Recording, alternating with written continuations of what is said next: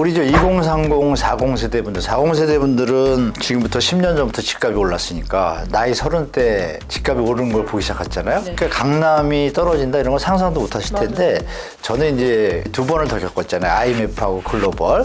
그때 이제 두 번 다 봤어요. 강남도 똑같구나. 미국의 기준금리가 내린다는 얘기는 작년에 됐습니다. 기억나실 거예요. 그죠?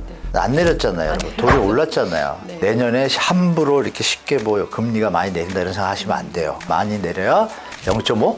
올해 겨울, 내년 봄까지 계속 나올 거야, 아마. 1, 2, 3월에 좋은 거 많이 나올 겁니다. 그때 기다렸다가 투자 마인드까지 가셔야 해도 전혀 문제가 없어요, 그거는.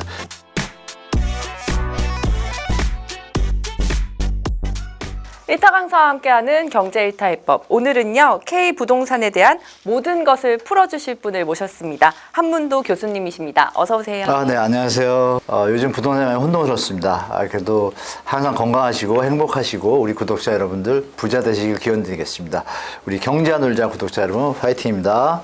자기소개 이렇게 해주시면서 혼동스러운 부동산 시장 이야기를 해주셨어요. 정말 말 그대로 올해 좀 많이 혼돈스러웠던 것 같은데요. 9월까지는 반짝 상승기를 거치는가 싶더니 또 연말에 다시 또 찬바람이 부는 것 같습니다. 올해 전반적인 K 부동산 시장 흐름은 좀 어땠는지 한번 짚어주세요. 여러분 아시는 것처럼 작년 연말에 이미 한 상반기부터 2020년 상반기부터 거래량이 좀 감소하기 시작했죠. 그 이유는 이제 주택 가격이 너무 높으니까 거래량이 감소하는 중에 이제 미국이 갑자기 금리를 갖다 좀 급하게 많이 올렸잖아요. 그러니까 금리 부담까지 오니까 거래량이 더 줄었어요. 그래서 거의 글로벌 금융위기보다 더 못한 거래량을 나타낼 정도로 상황이 안 좋았어요. 그래서 정부에서 또 10월에 또 레고랜드 사태 있었잖아요.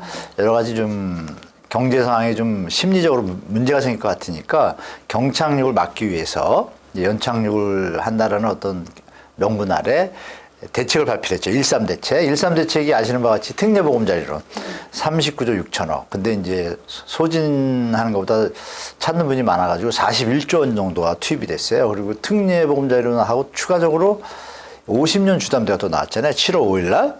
그래서 사실은 7월 달에 약간 꺾였었어요.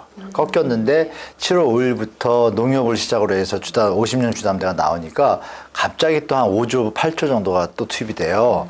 두 달 동안 또 반짝해요. 9월까지. 그리고서 9월부터 갑자기 꺾여요. 그럼 여러분이 보실 건 뭐냐면, 지금 주택가격이 정상적으로 우리가 소득을 좀 모아서 살 수 있는 주택가격 수준을 넘었다.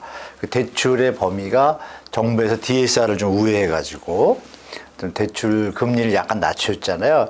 그거 아니면 살 여력이 없다라는 게 증명이 된 거죠. 그렇다면 대출 금리를 정책 자금으로 아주 저리로 해준다라면 우리가 집을 살 때 금리가 2배로 뛰면 부담이 2배가 되니까 생활이 안 되는 사람도 못 사잖아요. 그 가이드가 있잖아요. 그 가이드에서 지금 왔다 갔다 하는 시장이에요.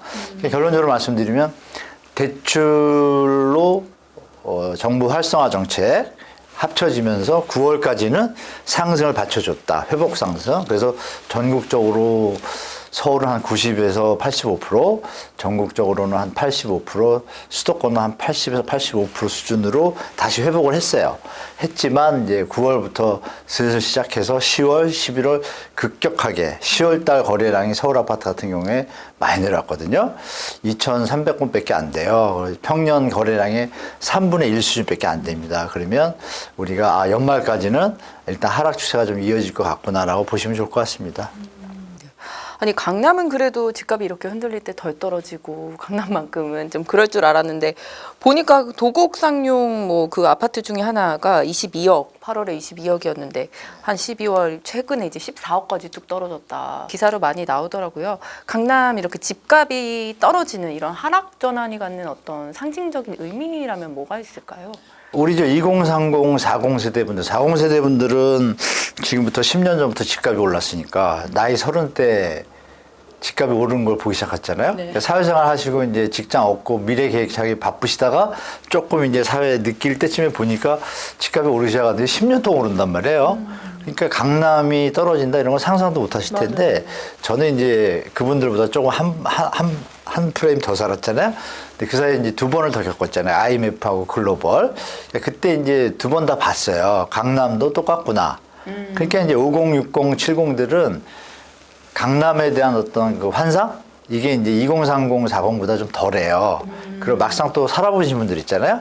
살아보신 분들은 이제 뭐라 그럴까요? 뭐 점점점입니다. 그래서 신도시가 살기 더 좋다는 얘기를 좀 많이 하시거든요. 근데 이 강남이 이 얘기만 드릴게요. 2009년도에요. 그 2008년 글로벌 금융위기 딱 터지니까 음마 아파트가 그때 한 14억까지 갔거든요. 76제곱이. 근데 갑자기 7억으로 툭 떨어져요. 한 2달 만에. 근데 얘가 2009년에는 13대책을 발표했어요.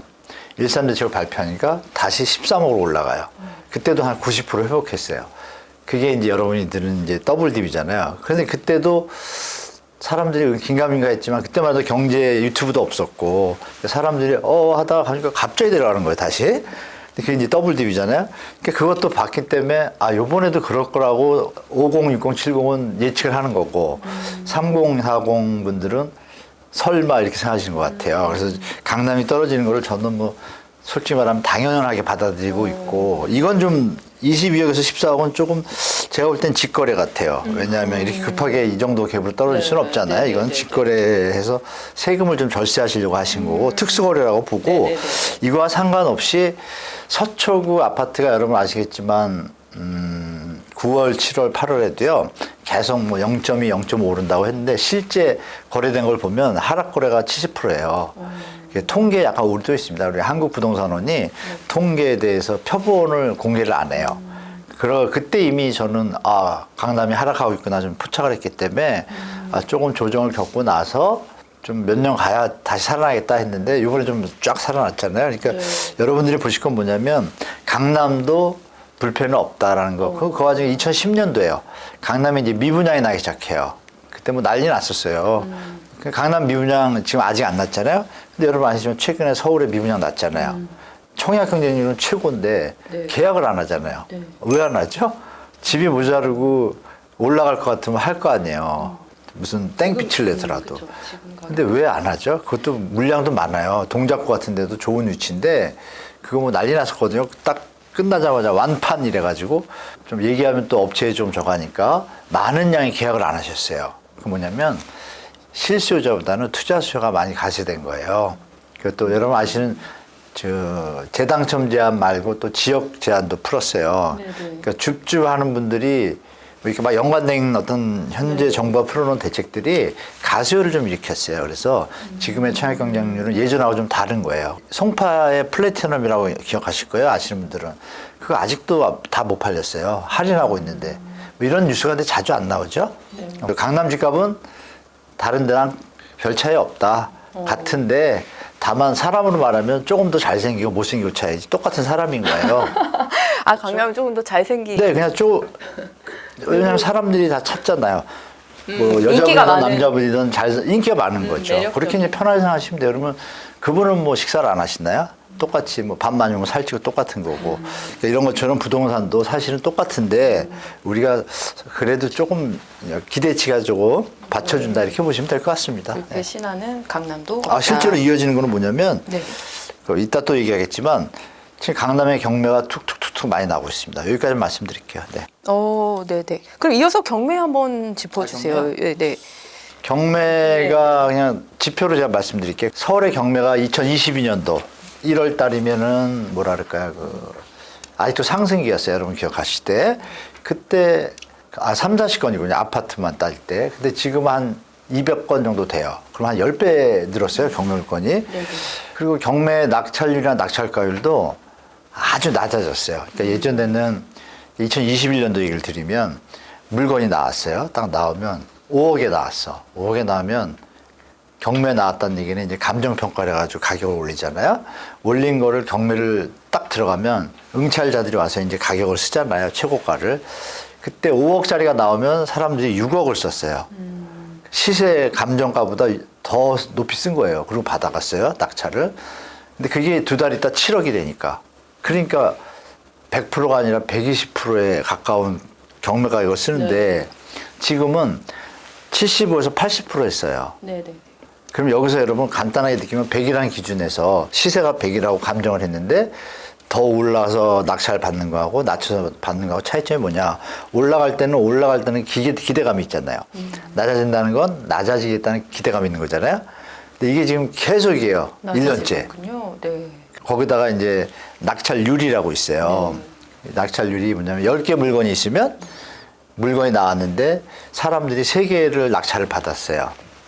이건 좋다 그래서. 그러면 30%잖아요. 근데 좋을 시절에는 그 낙찰률이 한 막 70%, 80% 가요. 진짜 문제 있는 집 빼고는 다 낙찰이 되는 거예요. 근데 지금은 25%예요. 서울 같은 경우에. 그러면 대충 그림이 이해됐죠. 그래서 경매 시장이 사실 일반 분들이 접근하는 게 아니라 공부 좀 하시거나 뭐 갭 투자 좀 하셨다가 부동산 조금 수익이 나면 조금 더 해볼까 하셔가지고 공부하시고 조금 다주택자분들 이런 분들이 하신 거거든요. 그러니까 부동산을 좀 해보신 분들. 근데 그분들이 시장을 바라보는 것이 나타난 게 지금 말씀드린 지표들이에요. 그 지표들이 지금 역대 최저 수준에서 지금 놀고 있어요. 그래서 그러면 이게 바로 회복하려면 어떤 일이 있어야 될까요? 우리가 소득을 많이 벌든지 뭐 부동산이 갑자기 확 내려오든지 이거 아니면 답이 없거든요. 그러면 그 사이에 시장이 앞으로 펼쳐질 가능성이 높다라고 보시는 게 뭐 제 판단이고 그렇게 생각하셔도 큰 무리 없으실 거예요. 네. 기준금리가 사실 이제 동결인데 주담대는 그래도 또 올랐다가 최근 보니까 조금 좀 뭐 떨어지긴 했다곤 하긴 하던데요. 아무래도 연끌족들은 당연히 이런 주택담보대출 금리에 따라 좀 움직이고 대응을 어떻게 해야 할지 고민이 깊어질 수밖에 없을 것 같은데 이런 연끌족들한테는 좀 어떻게 대응을 해야 될까요? 저는 1, 2년 전에는 제가 네. 2020년도 하반기 작년이죠. 작년 전에 2021년도에 연끌하신 분들 지금 정리하셔도 조금 조정된 다음에 사시는 게 더 자산 관리에 도움이 될 거라고 여러 번 말씀드렸는데 또 어떤 분들은 또 집 하나는 버텨야 된다 이렇게 얘기를 하죠. 밑도 끝도 없이. 버티다가 자빠질 수도 있고 또 시장에서 말하는 대로 상승해가지고 수익을 낼 수도 있지만 그 기간에 대한 게 제일 중요해요. 그 기간 동안 충분히 내가 고통이나 어떤 뭐 가족 간의 불화 같은 게 없이 지낼 수 있다면 저도 가져가시라고 말씀드리겠어요.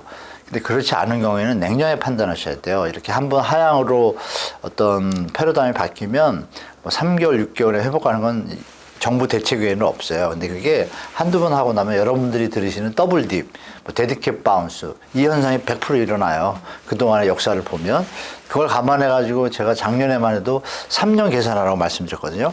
3년 동안 내가 이자를 낸다. 그런 금리 상황 얘기하셨잖아요. 금리는 여러분 기준금리를 낮춘다고 여러분들의 대출받는 금리가 낮아지지는 않아요.